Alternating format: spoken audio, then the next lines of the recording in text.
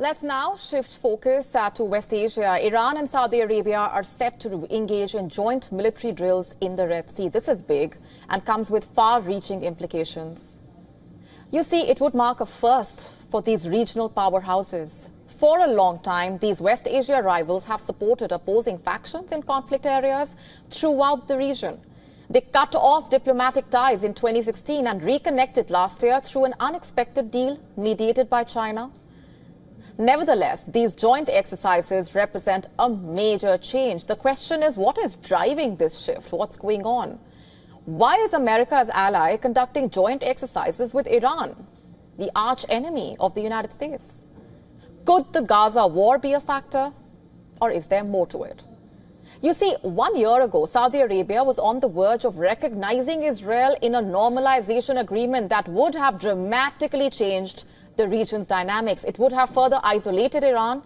Now that agreement seems more distant than ever. Instead, Saudi Arabia, a US ally, is basically building closer ties with its ally's arch enemy, Iran. The American ally has stated that any future diplomatic accord for Gaza now depends on Israel acknowledging a Palestinian state. That's a remarkable turnaround for Saudi Arabia. And it's also a big setback for all US efforts in the region. Here's what we know so far. According to an Iranian report, not confirmed by Saudi Arabia, Iran and Saudi Arabia are planning to conduct joint military exercises in the Red Sea. The commander of Iran's Navy, Admiral Shahram Irani, was quoted by Iranian news agency saying, I'm quoting, Saudi Arabia has asked that we organize joint exercises in the Red Sea. Without providing details, including a timeline of when the drills could take place, he said, I'm quoting further, coordination is underway and delegations from both countries will hold the necessary consultations on how to conduct the exercise, quote unquote. And there's another reason why this development is extremely interesting. Remember, since the Israel-Hamas war in Gaza started last year, Yemen's Iran-backed Houthi rebels have waged a war against Israeli and American ships in the Red Sea, as well as the Gulf of Aden. They say that they attack to show their solidarity with the Palestinians in Gaza. The Houthis also have launched missiles targeting Israel, drawing retaliatory airstrikes from the Israelis late last month. But that's not all. The Iran-backed Houthis have also been fighting a Saudi-led coalition since 2015 after seizing the capital Sana'a and most of Yemen's population centers. The Houthis had seized the capital of Yemen and forced the internationally recognized government south to Aden. Saudi Arabia, which has backed the Aden government, engaged in a delicate balancing act. Why is that, you're wondering? Well, it's because Saudi Arabia is one of the world's biggest oil exporters. Naturally, it has tried to extricate itself from war right on its doorstep. When the Houthi attacks on ships crossing the Red Sea started last year, Saudi Arabia did not join the US-led naval coalition to deter the Houthi attacks. Efforts by the kingdom to broker a Yemen peace deal, in fact, also faltered in the wake of the Houthi attacks on ships. Which brings us back to what's happening today. Did America's inability to stop Israel from antagonizing everyone in West Asia lead to this? Did the growing unease over America's inability to de-escalate the tensions prompt some of its closest allies to increase engagement with its enemy number one in the region? All signs on the ground do point to this.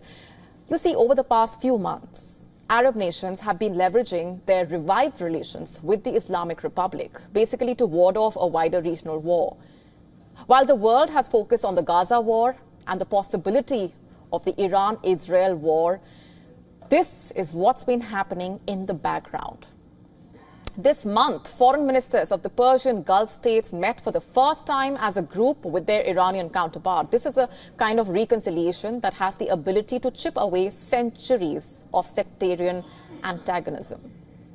It is a sharp shift in a region where rivalry between Saudi Arabia and Iran drenched the region in bloodshed for decades.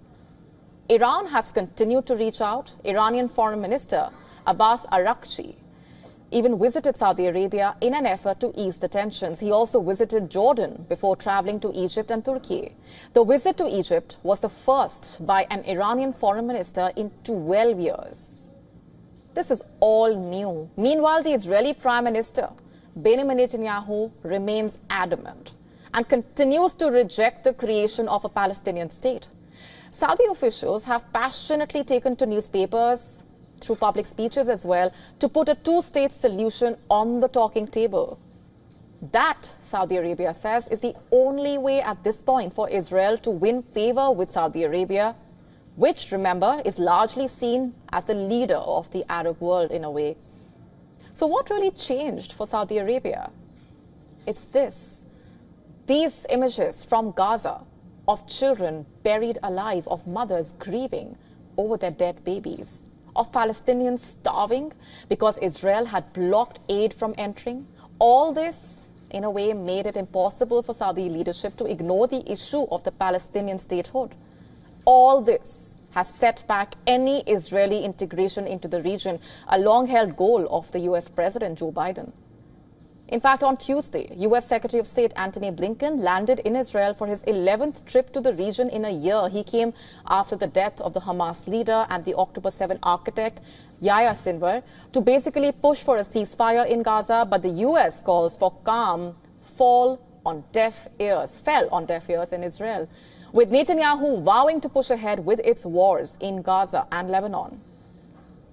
Blinken's visit also comes as Israel prepares a response to Iran's October 1 firing of hundreds of missiles.